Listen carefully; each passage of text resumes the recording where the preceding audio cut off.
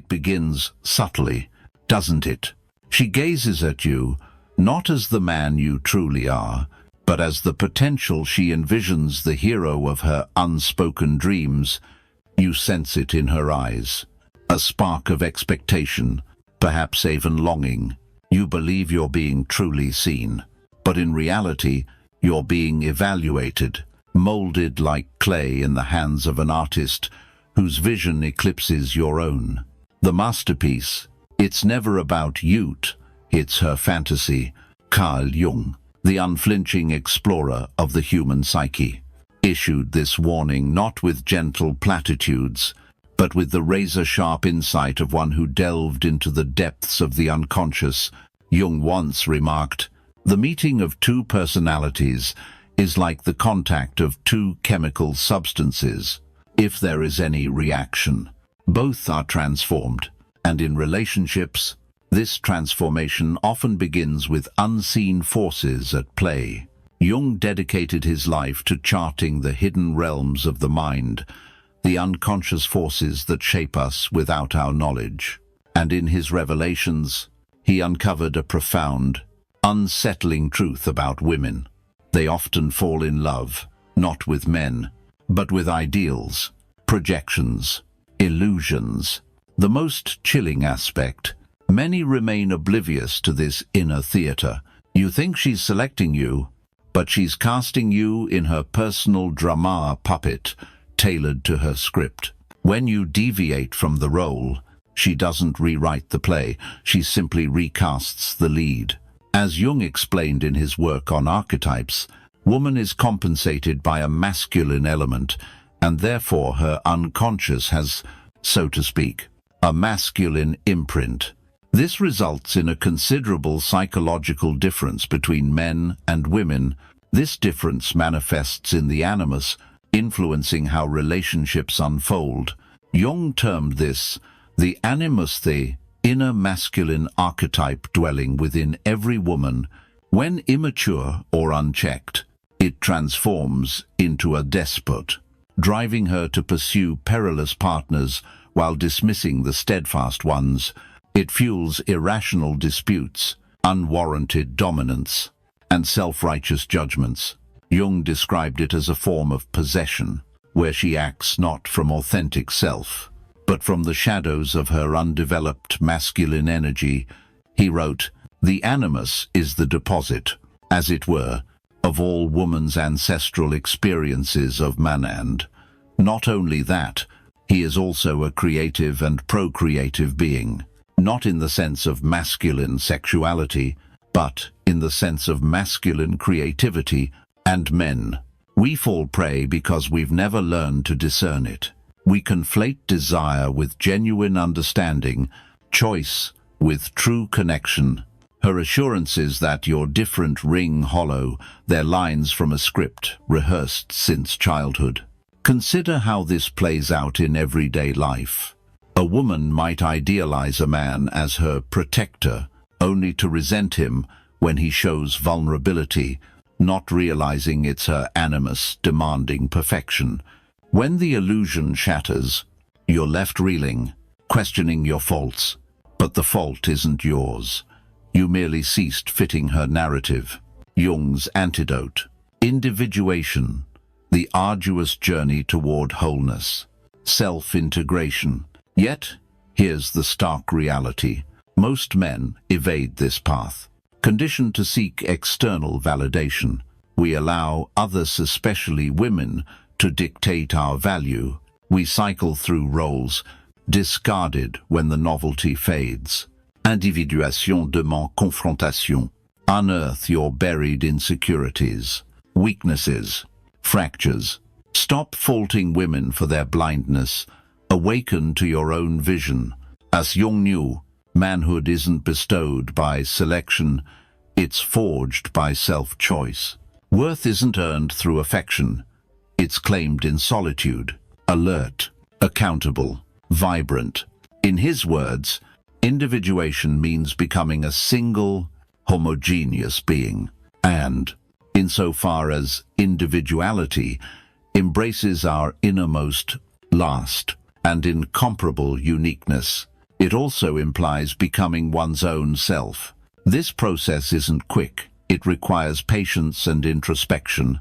Much like the Stoic practice of examining one's thoughts daily, a man versed in his unconscious eludes seduction by projection.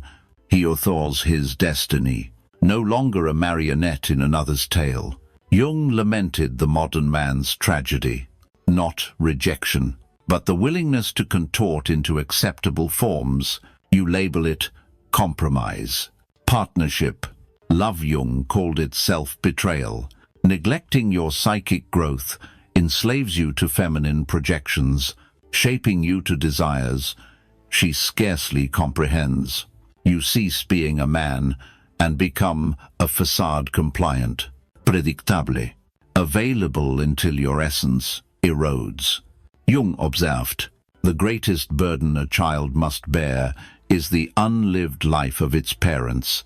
In relationships, this unlived life often projects onto partners, perpetuating cycles of dissatisfaction.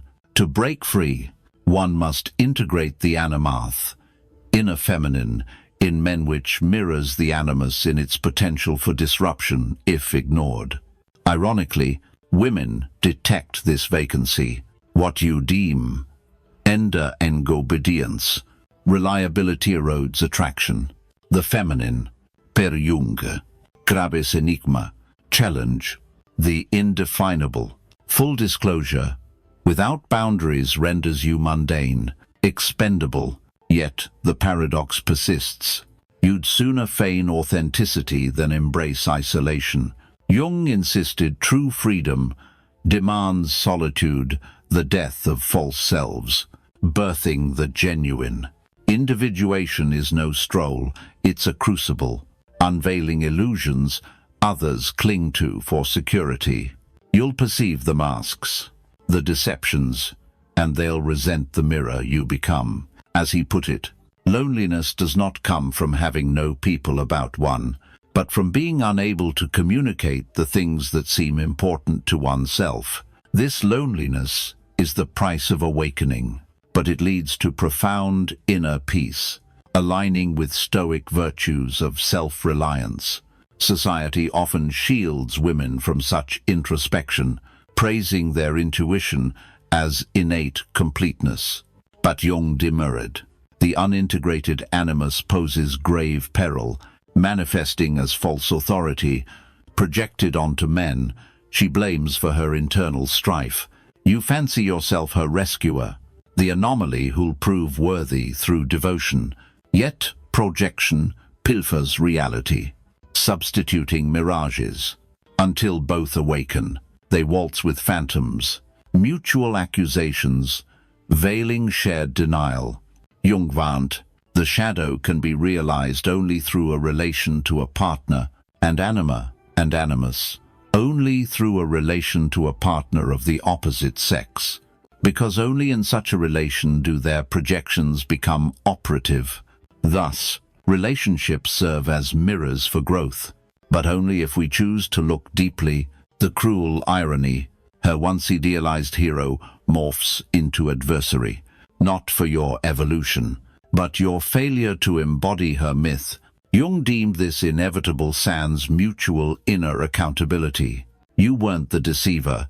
You disappointed a role you never auditioned for knowingly. As he observed, people will do anything, no matter how absurd, to avoid facing their own souls. Relationships become arenas of projection, unresolved wounds, masquerading as love. What Jung termed possession. To illustrate, think of historical figures or myths where heroes fall due to unexamined inner conflicts. Much like Odysseus confronting his own shadows on his journey home, hypnotized, you repeat the cycle. Vowing this time differs, but transformation demands the harrowing query, am I perpetuating this? Blame women as manipulative. Jung would counter, why did you permit it? The man ignoring his animahi's inner feminine becomes enthralled by hers. You're no victim, you're complicit, preferring illusion to confronting your void. Jung elaborated, The anima is presumably a psychic representation of the minority of female genes in a man's body. Integrating this anima is key to wholeness, preventing men from projecting their own unmet needs onto women. Comfort yields here, accountability reigns. Jung proffered no quick fixes, no alpha blueprints, just relentless self-examination, silencing the inner chorus, deeming you incomplete, sans her.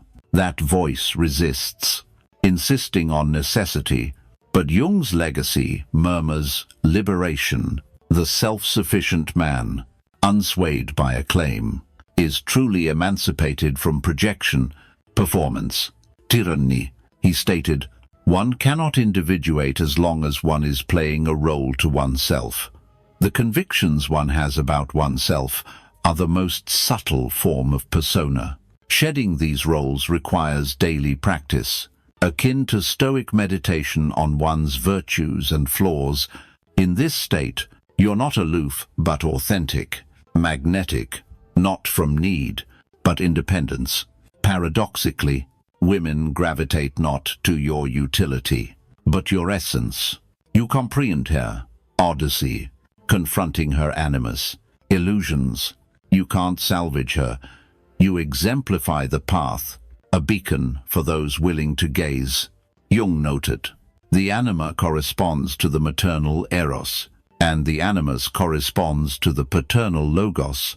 Understanding this duality fosters empathy, transforming conflict into mutual growth. Freed from performance, you'll unsettle others untethered from their scripts. Society shuns the individuated, feared as aloof, arrogant, yet you're impervious, seeing through facades." Jung quipped the gods now manifest as neuroses. Validation chasers suffer most. Declarations like, "She's my everything," aren't romance, they're abdication. Thrusting your soul upon her, inevitably, she relinquishes it, compelling you to reclaim it. As per Jung, where love rules, there is no will to power, and where power predominates, there love is lacking. The one is the shadow of the other. True love emerges only from balanced, individuated selves. Betrayal, gratitude.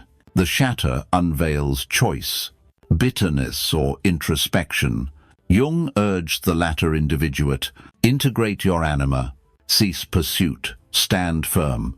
Miraculously, you attract authenticity, partners unburdened by fantasy, walking parallel paths, sans masks.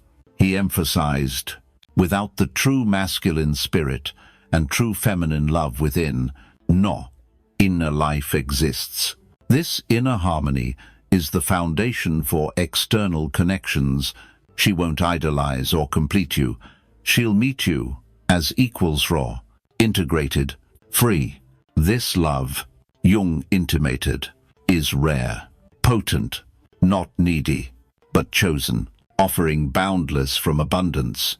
In the individuation process, as outlined in Jung's stage confronting the persona, integrating the shadow, then anima animus soni achieves this wholeness, leading to relationships of depth rather than dependency.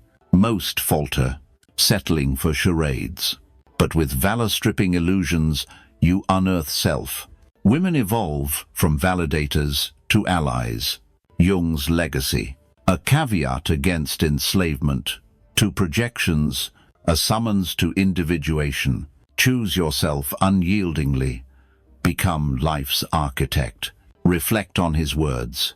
The journey to individuation is the journey to the self, and it is a path that must be walked alone.